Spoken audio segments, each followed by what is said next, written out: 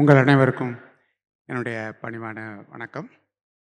இந்த ஆதி கலைக்கோள் அப்படிங்கிற தலைப்பே மிக சுவாரஸ்யமாக இருக்கிறது,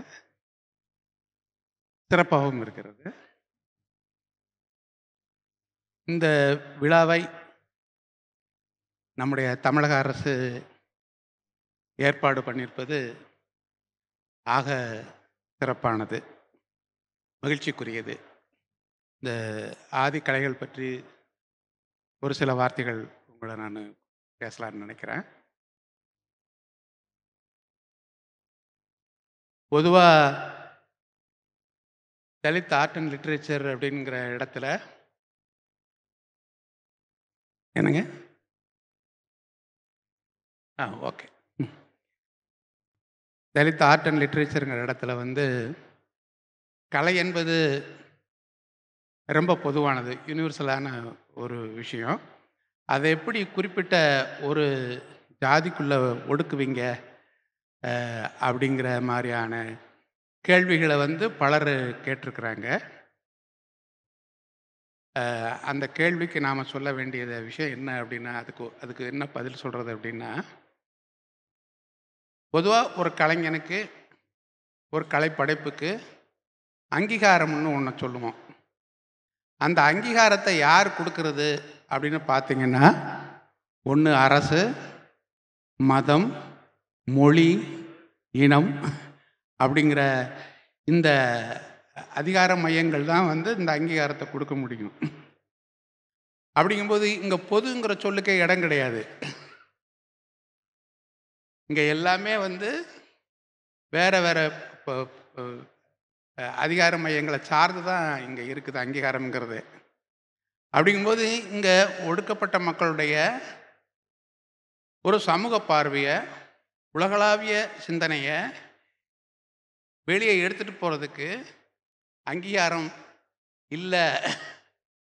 அதுக்குன்னு ஒரு மேகசின் கிடையாது, அதுக்குன்னு ஒரு ஒரு ஒரு அமைப்பு இல்லை. அப்படிங்கிற இடத்துல தான் இந்த தலித் ஆர்ட் அண்ட் லிட்ரேச்சருங்கிற ஒரு ஃபோரம் தேவை இருக்குது. இதுக்கு உதாரணமாக நம்ம சொல்ல போனோம்னா, நம்ம சுதந்திர போராட்ட காலத்தில் அந்நிய பொருட்களை வாங்காமல் இருக்கணும் அப்படிங்கிறது மாதிரியான ஒரு கோஷத்தோடு சேர்ந்தே பேட்ரியாட்டிக் ஆர்ட் அண்ட் லிட்ரேச்சர்னு சொல்லிட்டு ஒரு மூமெண்ட்டை கொண்டு வர்றாங்க. அது பியூர்லி ஒரு பொலிட்டிக்கல் ஃபோரம் அது. அதே மாதிரி ஆர்ட் அண்ட் லிட்ரேச்சர்லேயும் தலித் இலக்கியம், தலித் ஓவியம் அப்படிங்கிறத ஒரு பொலிட்டிக்கல் ஃபோரமாக தான் பார்க்குறோம். இந்த பொலிட்டிக்கல் ஃபோரம்ங்கிறத எப்படி அப்படின்னா, ஒரு சகோதரத்துவம் கருதி, இல்லை ஒரு சமத்துவம் கருதி அப்படிங்கிறது தான் அதனுடைய அடிப்படையான ஒரு விஷயம். இதில் இந்த தலித் மக்களை பற்றி நாங்களும் வரைகிறோம், நாங்களும் எழுதுகிறோம், நாங்கள் எழுதுறது தலித் இலக்கியமாகாதா, நாங்கள் தலித் படைப்பாளிகள் ஆக மாட்டோமா அப்படிங்கிற கேள்வியை முன்வைக்கிற படைப்பாளிகளையும் நாம் சந்தித்திருக்கிறோம். ஒரு ரிச்சாக்காரனோட ஒரு 30 நாள் ஒருத்தர் கூட இருப்பார், ஒரு ரைட்டரு. ஒரு 30 நாள் அவங்க கூட ரிச்சா அடிச்சிக்கிட்டு இருப்பார், அவங்க கூட டீ சாப்பிடுவார். நான் ரிச்சாக்காரன் வாழ்க்கையை உணர்ந்துட்டேன், நான் எழுதுறது தலித் இலக்கியம் தான், நான் தலித்து தான் அப்படின்னு சொல்கிறது ஒரு ரிச்சாக்காரனுடைய மகன். அவனுடைய பார்வையும் அவனுடைய வாழ்க்கையும் வேறு வகையானது. இந்த இடத்துல எங்களுக்கு நாங்களே கொண்டாடிக்கிறோம், நீங்கள் பொதுத்தளம்னு ஒன்று சொல்கிறீங்க, அங்கே தான் எங்களை அங்கீகரிக்கிறது இல்லை, நாங்கள் எங்களுக்கு நாங்களே கொண்டாடிக்கிறோம் அப்படிங்கிற இடத்துல அதுலேயும் நாங்கள் விட மாட்டோம், நாங்கள் தான் முன்னிருப்போம் அப்படிங்கிற ஒரு நிலைப்பாடாக தான் நம்ம அதை பார்க்க வேண்டியது இருக்குது. இப்போ நம்ம இந்த விஷயத்தில் இன்னும் ஒன்று என்ன செய்வாங்கன்னா, இப்போ சார் கூட இதுக்கு முன்னால் பேசினவங்க கூட சொன்னாங்க, அந்த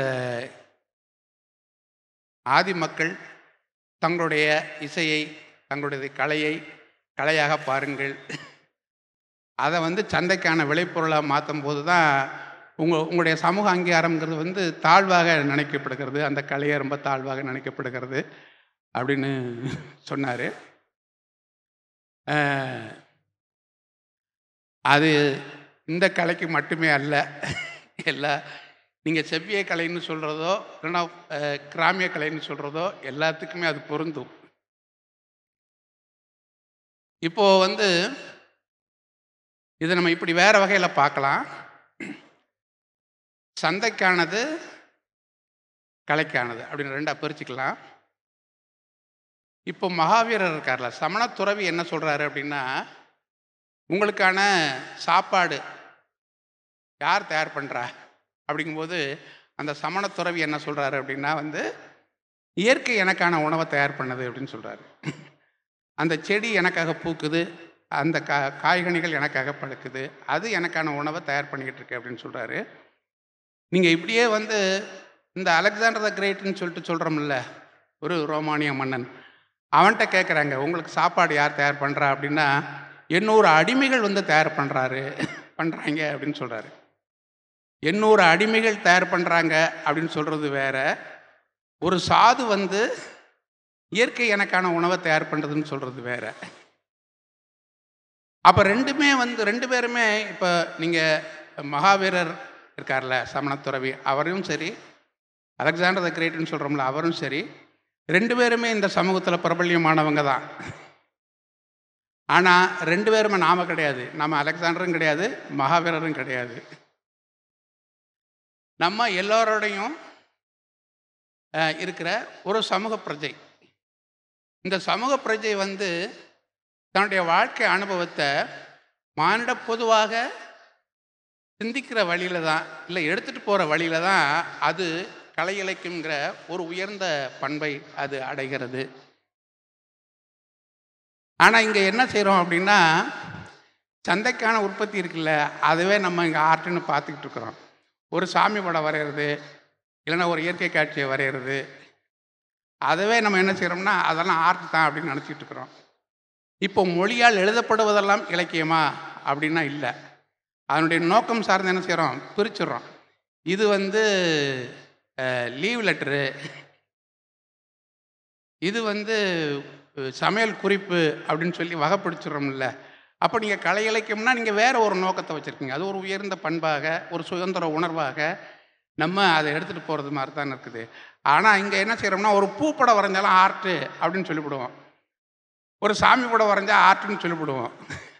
ஆனால் இந்த சுதந்திர உணர்வுங்கிறது வந்து எப்போ ஒரு படைப்பாளியுடைய சுதந்திரம் எது அவருக்கு எதிராக இருக்கிறது அப்படின்னு பார்த்தீங்கன்னா, இந்த வகை பிரிக்கும்ல, அதாவது அரசு, மொழி, இனம், மதம் அப்படிங்கிறது தான் வந்து அவருக்கு எதிரானதாகவே இருக்கும். படைப்பாளிங்கிறது வந்து ஒரு அனுபவம், நபர் அல்ல. நபர் வந்து இது சமூகம் சார்ந்தவர். அப்படிங்கிற இடத்துல இவர் என்ன செய்ய வேண்டியது இருக்குது அப்படின்னா, தான் சார்ந்த மதம், தான் சார்ந்த அரசு, தான் சார்ந்த மொழி, தான் சார்ந்த இனம் அனைத்தையுமே வந்து மானிட பொதுவாக ஒரு சமத்துவம் கருதி எப்போ விசாரணைக்கு உட்படுத்துகிறாரோ அந்த வகையில் தான் அவர் சுதந்திரத்தை உணரவே ஆரம்பிப்பார். இந்த சந்தைக்கு தேவையான சாமி படம், இயற்கை படம், தலைவர்கள் படம் வரைஞ்சிக்கிட்டு இருக்கிறது ஒரு சந்தைக்கான ஆள். இந்த ரெண்டையும் நம்ம பகுத்து பார்க்க தயாராக இருந்துட்டோம்னாவே கலையினுடைய இன்னொரு உலகளாவிய ஒரு பண்பை நாம் உணர்ந்து கொள்ள முடியும். நம்ம வந்து இங்கே தலித் கலைன்னாவே என்ன செய்கிறோம்னா, இந்த பறையடிக்கிறது அப்படிலாம் ஐடென்டி பண்ணிகிட்டு இருக்கிறாங்க. பறையடிக்கிறது மாதிரி போட்டால் அது தலித் கலை அப்படின்னு நினச்சிக்கிட்டு இருக்கிறாங்க. இல்லை கரகாட்டம் போட்டோன்னா தலித் கலை, இல்லை தெருக்குத்து போட்டால் தலித் கலை அப்படின்னு நினச்சிட்டு இருக்காங்க. அது அப்படிலாம் ஒன்றும் கிடையாது. அது எப்படி இவங்க முத்திரை குத்துறது, அது நீ இப்படித்தான் இருக்கணும்னு முத்திரை குத்துறது. நான் என்னுடைய அனுபவத்தை என்னுடைய தெருவுக்கு, என்னுடைய ஊருக்கு, என்னுடைய தமிழ்நாட்டுக்கு, என்னுடைய இந்தியாவுக்கு, என்னுடைய உலகத்துக்கு, இந்த உலகம் என்னுடைய நான் இந்த உலகத்தில் நான் ஒரு அங்கம். அதனாலவே என்னுடைய அனுபவத்தை நான் எப்போ இந்த உலக பொதுவான ஒரு பண்புக்கு நகர்த்திட்டு போகிறேனோ அப்போவே அது கலையாக மாறுகிறது. நீங்கள் என்னை தலித் என்று அடையாளப்படுத்துவதாலேயே நான் செய்வதனைத்தையும் தலித் கலை என்று நீங்கள் கூறுகிறீர்கள். நானும் அதற்கான ஒரு முகவரியை நானும் அதை ஏற்றுக்கொள்கிறேன். என்னுடைய ஸ்கூல் சர்டிஃபிகேட் போல அது. என்னுடைய ஜாதியை சொல்வதனாலேயோ எனக்கு பெருமையும் இல்லை, எனக்கு சிறுமையும் இல்லை. ஏனென்றால் நான் இயற்கையினுடைய ஒரு பிரஜை. எனக்கும் இந்த மரத்திற்கும் இந்த புல்லுக்கும் இந்த வானுக்கும் ஒரு பேருறவு உண்டு அப்படிங்கிற ஒரு உணர்வு ஒழுக்கத்தில் நாம் கலையை நாம் பார்க்க வேண்டியது இருக்கிறது. நாம் வந்து தலித்தை பற்றி எழுதினா தான் தலித் இலக்கியம்லாம் நினச்சிக்கிட்டு இருக்கிறதெல்லாம் வந்து அது ரொம்ப நம்மளை குறுகிய எல்லையில் தான் வச்சுக்கிட்டு இருக்கோம். அதை நாம் அதாவது நான் யார் என்ற கேள்வியும் இந்த சமூகத்திற்கும் எனக்கும் என்ன உறவு என்ற கேள்வியும் தான் வந்து உங்களை உழவு பொதுவான ஒரு கலையம்சத்தை உங்களுக்கு கொடுக்கும். அதை நோக்கி நாம் நகர வேண்டும் என்று நான் கேட்டுக்கொண்டு என்னுடைய உரையாடலை முடித்துக் கொள்கிறேன். இந்த சந்தர்ப்பத்தை ஏற்படுத்தி கொடுத்த அரசுக்கும் இதுக்கு ஏற்பாடு பண்ணிட்டு இருந்த மற்ற அனைத்து நண்பர்களுக்கும் என்னுடைய நன்றியை கூறி விடைபெறுகிறேன். நன்றி.